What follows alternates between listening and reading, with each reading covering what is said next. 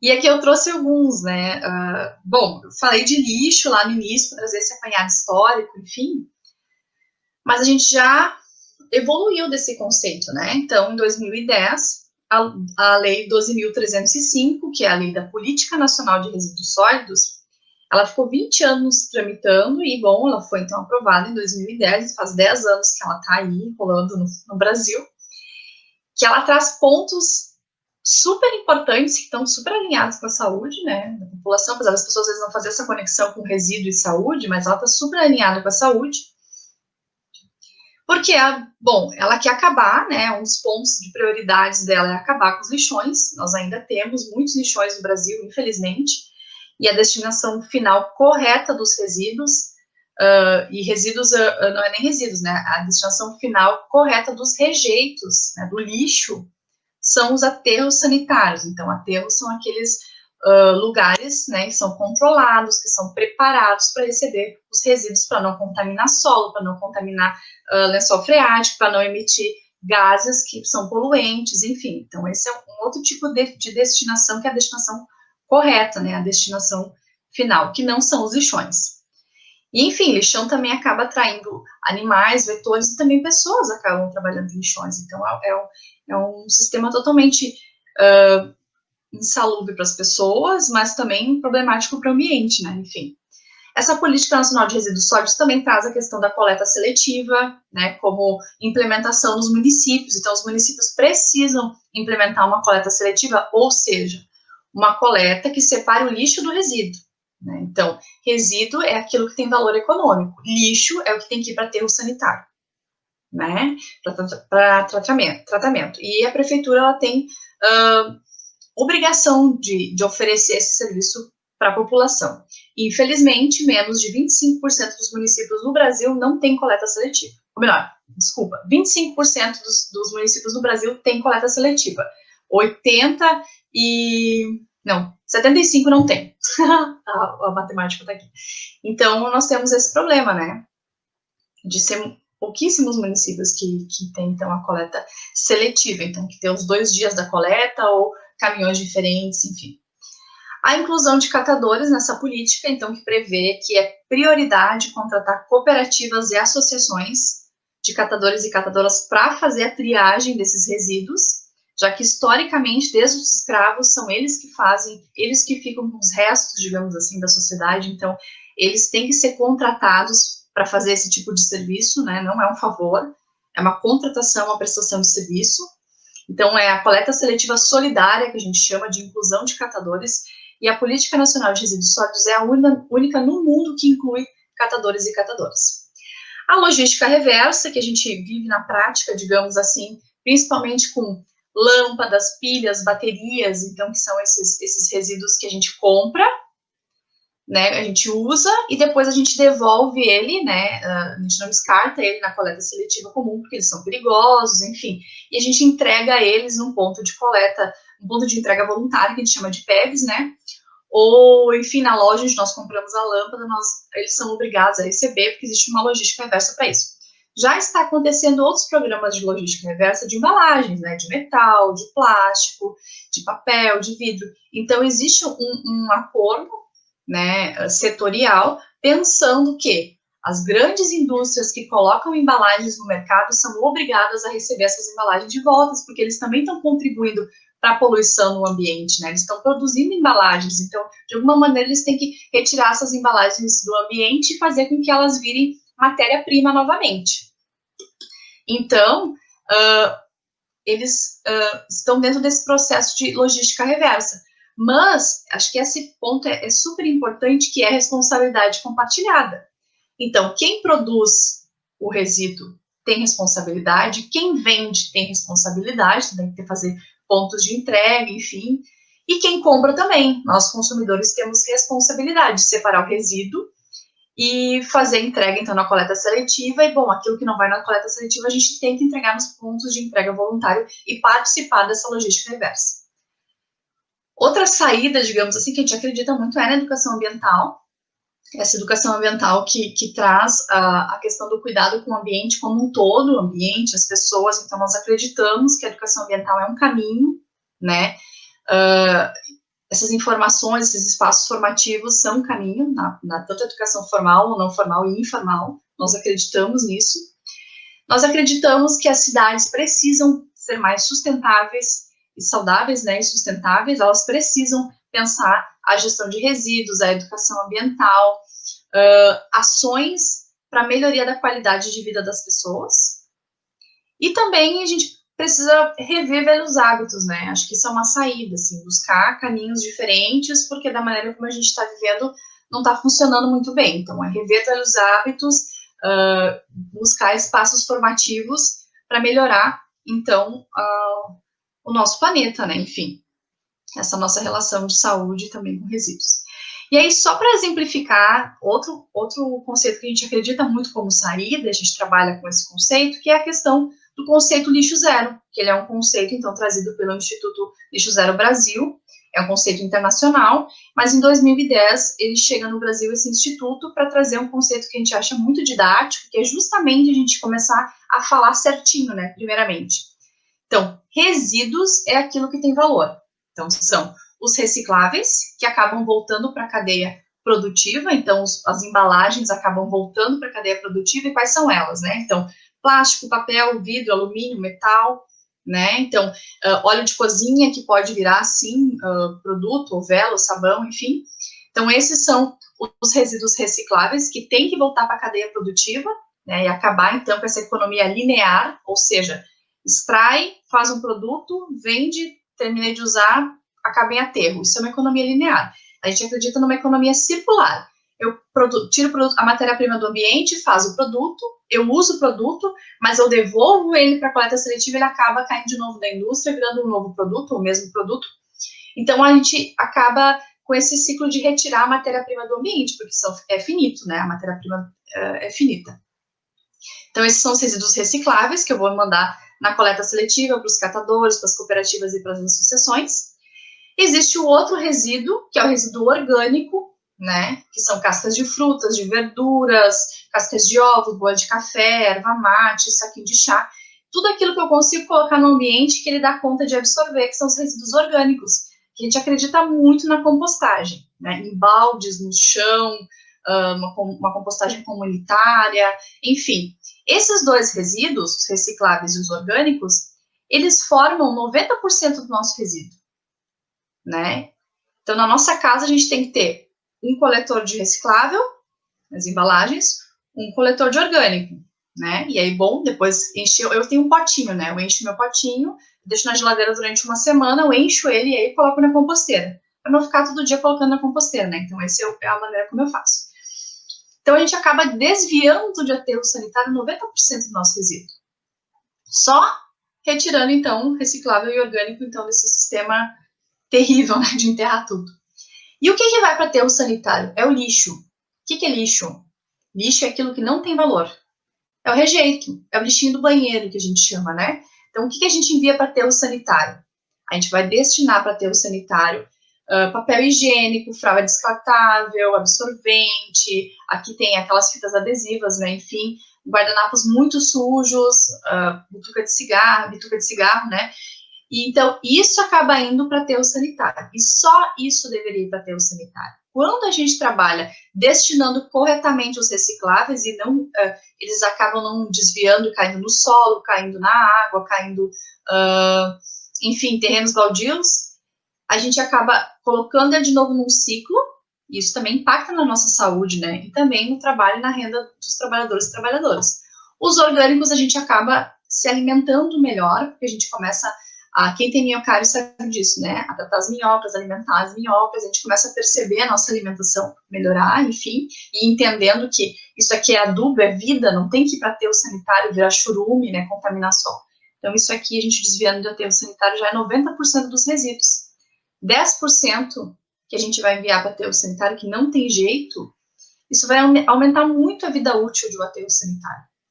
E isso já vai impactar na nossa saúde, na nossa qualidade de vida, né? Vai diminuir o espaço de terreno, enfim. Então, esse é o conceito de lixo zero, né? É uma meta que nós temos de alcançar, então, a destinação de apenas 10% dos nossos rejeitos, digamos assim, né? 10% do que nós produzimos, então que eu rejeito, o lixo, de fato, para ter o sanitário. O resto nós vamos tentar incluir numa cadeia de valorização. Outro que nós acreditamos muito são os objetivos do desenvolvimento sustentável. A gente acredita que ele é muito amplo e está aqui a questão, né? Também ele fala desde ambiente, enfim, mas ele também fala de saúde e bem-estar. Então, sustentabilidade também está relacionada à saúde e bem-estar. E o conceito de saúde, né, que nós temos, ela é saúde, bem-estar, é ausência de doença, né? Então, isso aqui também nos, digamos que, façam que a gente perceba que a sustentabilidade, ela é holística.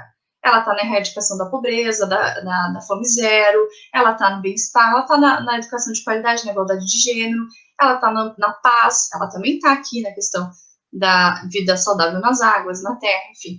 Mas ela amplia nosso olhar em relação à questão de sustentabilidade, que era uma coisa também relacionada muito a ambiente, enfim.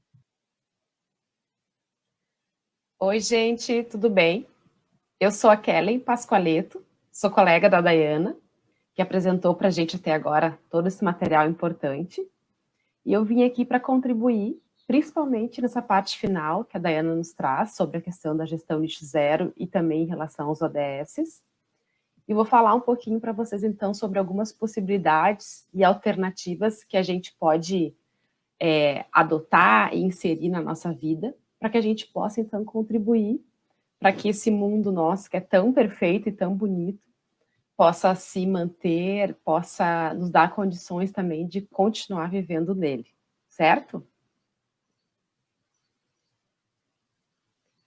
Vou continuar, então, falando sobre a questão do conceito de X0, que a Dayana já comentou, mas eu gostaria de aprofundar um pouquinho, que é essa questão bem importante, né, que a gente, às vezes, não se dá conta, mas do quanto é fundamental a gente conseguir fazer uma perguntinha para a gente antes de querer as coisas, né, de querer adquirir as coisas, que é, será que eu realmente preciso daquilo?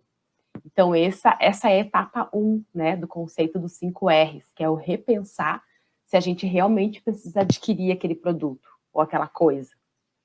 A segunda é recusar. Então, assim, nem sempre a gente precisa de tudo, e aí, às vezes, as pessoas querem nos oferecer coisas, né? Então, a gente pode criar formas de recusar, como, por exemplo, a gente levar a sacola, nossa sacolinha de pano para o supermercado, para que a gente possa colocar nossas compras nela e, então, recusar a sacolinha que o supermercado nos oferece. Um outro ponto é reduzir. Se eu pensei e eu preciso, eu não tive como recusar, então eu reduzi a quantidade de resíduos que eu vou gerar. Então, o que eu estou falando com isso? A gente conseguir desperdiçar menos, a gente cuidar mais das coisas, né? Então, vai desde apagar a luz, até mesmo não desperdiçar alimento e também, né, tudo que a gente compra e acha que precisa às vezes e que não precisa, né? Então, reduzir um pouco esse consumo. Se a gente pensou, precisou comprar, não conseguiu recusar, né? Reduzir o máximo possível, a gente vai fazer o quê?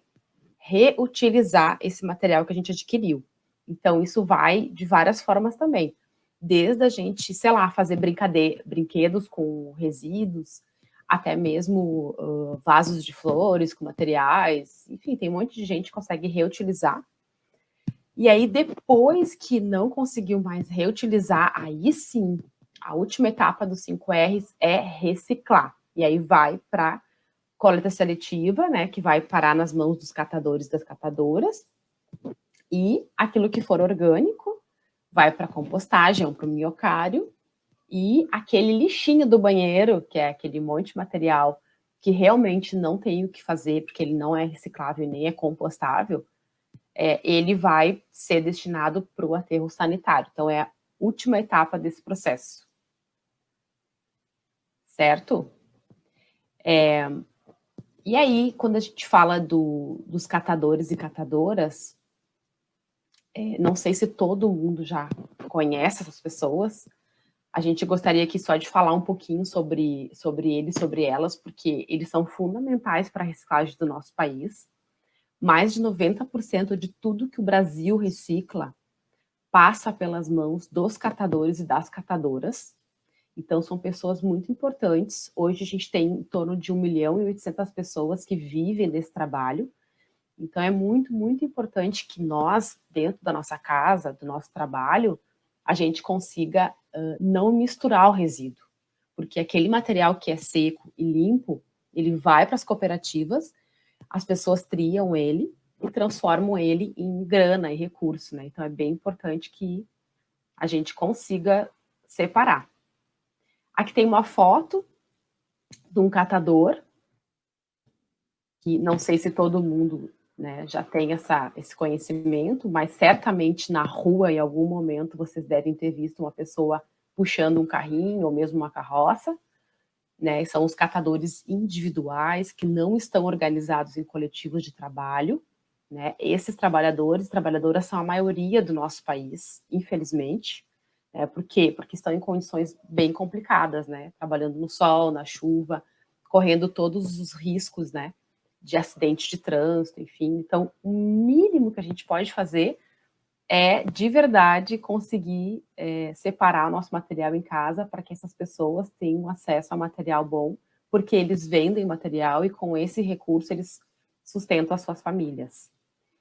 E também a gente tem, né, um outro perfil de trabalhador, que é o catador que está organizado em cooperativas e associações de catadores.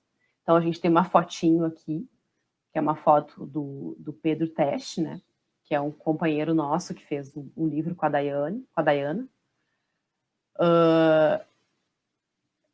Tem as fotos aqui, que é do Pedro Teste, que fez esse livro com a Daiana. Gente, temos essas duas fotos que fazem parte de uma exposição, fruto da dissertação de mestrado da Daiana, que foi sobre a rotina dos catadores e o significado desse trabalho para eles. E essa foto é de uma das cooperativas nas quais, né, as pessoas estão mais organizadas no sentido de terem um espaço físico, do material chegar via prefeitura para elas também, o que é bem importante, porque evita que se esteja na rua catando material, né? Então, acho que a gente pode imaginar, né, mesmo que a gente não conheça, se você tivesse naquela mesa de triagem, né, fazendo esse trabalho, ou teu pai, ou a tua mãe, né, teu tio, será que seria bom que chegasse ali material orgânico, sujo, ou seria melhor que viesse material seco, limpo, que a pessoa não tivesse uma situação ruim, né, de trabalho? Porque imagina, se o material orgânico na tua casa, 1, 2 dias já fica com cheiro ruim, imagina quando chega na cooperativa, né, depois de 5, 6 dias, uma semana. Então, a gente também tem esse compromisso de tornar a vida das pessoas menos ruins, né? Acho que passa um pouco por aí também. Bom, e o que os catadores, no fundo, acabam contribuindo, né?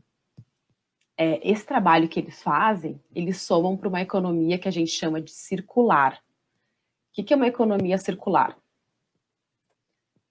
A economia circular, ela visa uma forma diferente de lidar com os recursos, né? E como vocês podem ver nesse desenho, a gente vai ter uma forma que a gente extrai o material da natureza, né? Porque a natureza nos fornece tudo que a gente precisa, vocês sabem disso. E aí a gente produz as coisas que precisamos, e aí a gente vai usar e a gente vai descartar. E a ideia é que esse descarte não vá para um aterro e fique enterrado lá para sempre, né? Como, por exemplo, um plástico que é enterrado, a gente nem sabe ao certo quanto tempo ele leva para se decompor, mas são muitos anos, né?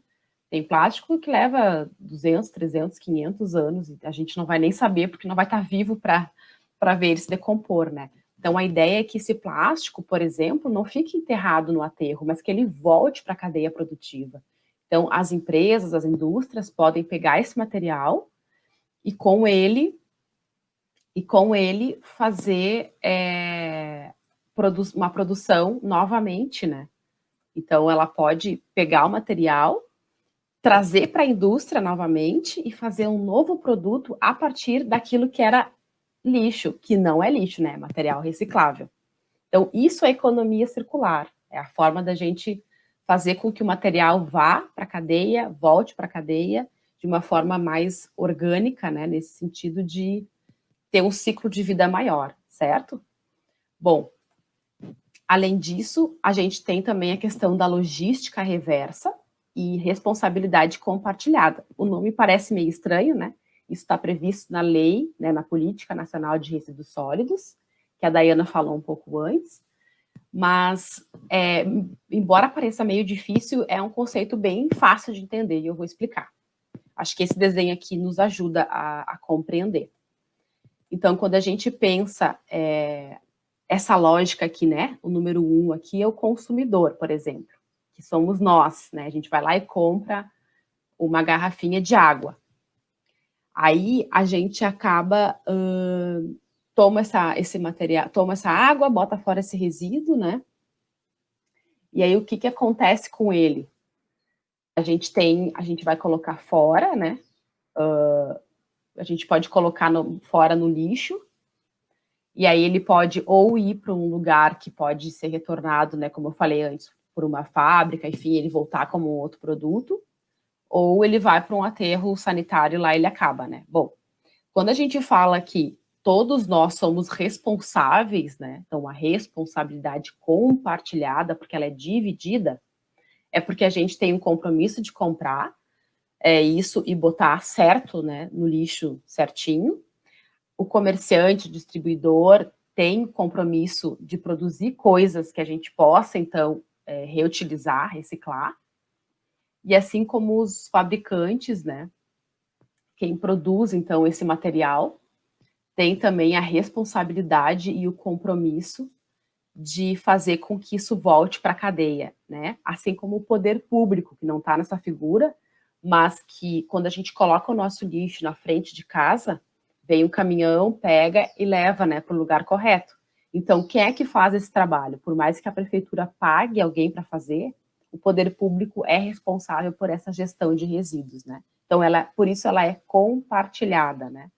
E a logística reversa é no sentido de que aquilo que se usa pode voltar para a fábrica e deve voltar de novo para ser consumido.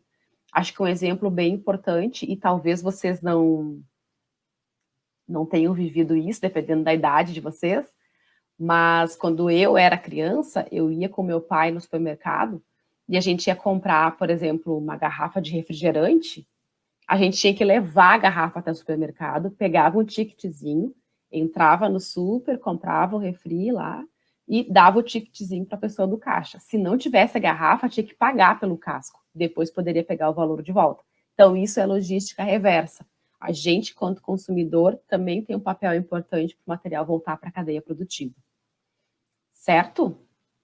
E aí, para finalizar, queria mostrar aqui o quanto que algumas escolas, né, instituições, têm ideias bem simples para a gente poder pensar a solução, né, desse descarte de resíduos.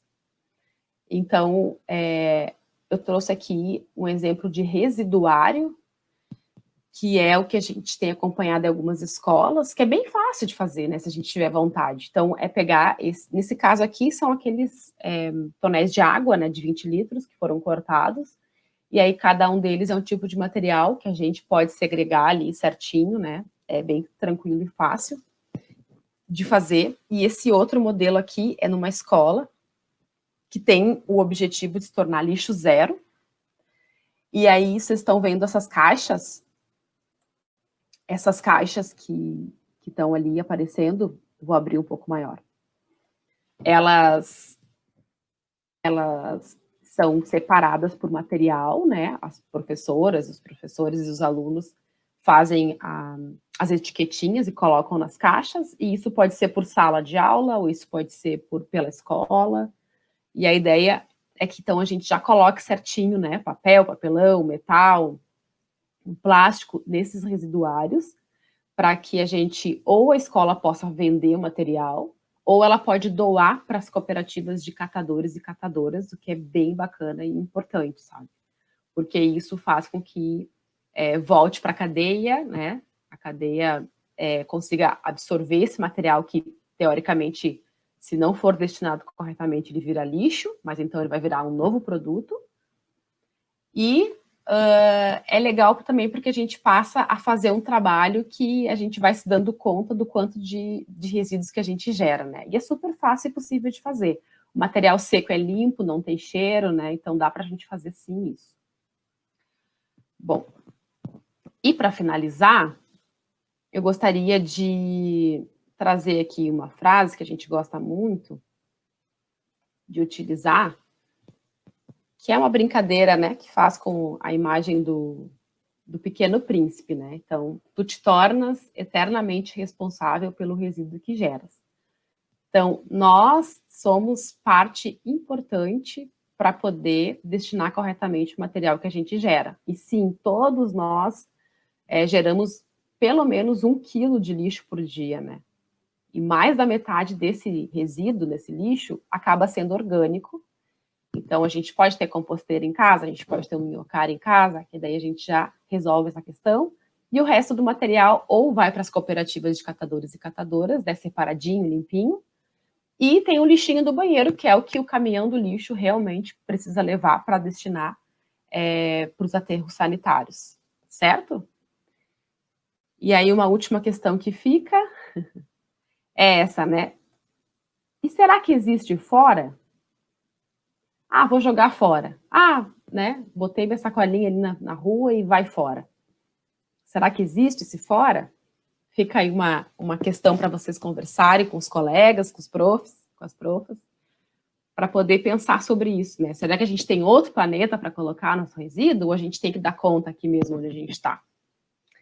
Então, com isso, a gente encerra essa série de discussões, né, que a gente focou bastante na questão dos resíduos sólidos, porque é um ponto que a gente vem nos especializando dentro da Apoena, com apoio e incentivo, né, da Educred, que é a cooperativa de crédito de professores e professoras da região metropolitana de Porto Alegre e de Porto Alegre, e que vem incentivando esse nosso trabalho para poder falar sobre esse assunto que é tão importante para todos nós, né? Então, a gente espera que vocês tenham gostado e que também tenham conseguido fazer essa conexão com a questão do saneamento básico, a questão da poluição das águas, né? Porque, sim, está totalmente associado com a questão de gestão de resíduos sólidos também, certo? Então, um grande abraço e espero que a gente tenha contribuído para a educação de vocês.